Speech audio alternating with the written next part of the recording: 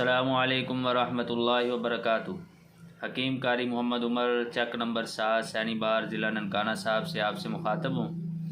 آج میں جس موضوع پر بات کرنا چاہ رہا ہوں وہ ہے بچوں کا بستر پر پیشاب کر دینا۔ خاص طور پر یہ مرض بچوں میں زیادہ تر لاحق ہوتی ہے اور کئی بچے بڑے بھی ہو جاتے ہیں، 5-7 سال کے، 10 سال کے، یہاں تک کہ 12-14 سال کے بھی بچے بستر پر پیشاب کر دیتے ہیں۔ تو بہت سارے نسخہ جات بھی حکماء اور ڈاکٹروں سے ان کو استعمال کروائے جاتے ہیں۔ سارے کے سارے وہ سرد خشک نسخہ جات استعمال ہوتے ہیں جس کی وجہ سے بچے کو آرام بھی نہیں آتا۔ اصل میں اس میں جو ہے بچوں کے دماغ کی کمزوری ہوتی ہے اور جسم کے اندر قوت مدافعت کمزور ہوتی ہے، مثانہ کمزور ہوتا ہے، اور اس کے علاوہ جو ہے جگر کے اندر جو مقدار حرارت ہے وہ کم ہوتی ہے۔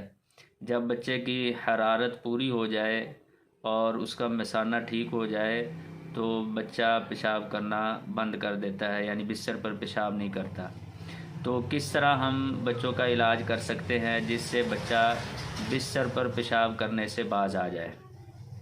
تو اس کے لیے آسان اور سادہ سا نسخہ ہے جو غذائی ٹانک ہے، غذائی نسخہ ہے۔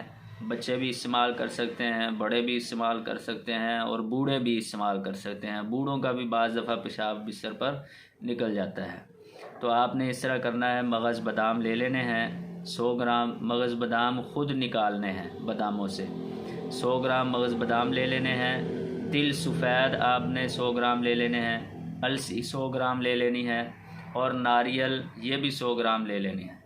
ناریل کو کدوکش کر لیں اور باقی چیزیں کوٹ لیں، اچھی طرح کوٹ کر ان میں 1 پاؤ شکر ملا لیں اور صبح و شام 1 چمچ گرم دودھ کے ساتھ بچوں کو اور بوڑھوں کو استعمال کروائیں۔ لسی اور دہی سے اور ٹھنڈی اور بادی چیزوں سے بچوں کو اور بوڑھوں کو بھی پرہیز کروائیں۔ اس سے چند دن کے استعمال کرنے سے انشاءاللہ اس سے دماغ کو طاقت آئے گی اور جسم کے اندر حرارت پیدا ہوگی، بچہ حشاش بشاش ہو جائے گا، تمام کمزوریاں ختم ہونے لگیں گی اور بچے کا مثانہ بھی طاقتور ہو جائے گا، جگر بھی طاقتور ہو جائے گا۔ تو یہ نسخہ بنائیں، آزمائیں اور دعاؤں میں یاد رکھیں۔ حکیم قاری محمد عمر چک نمبر 7 سینی بار ضلع ننکانہ صاحب۔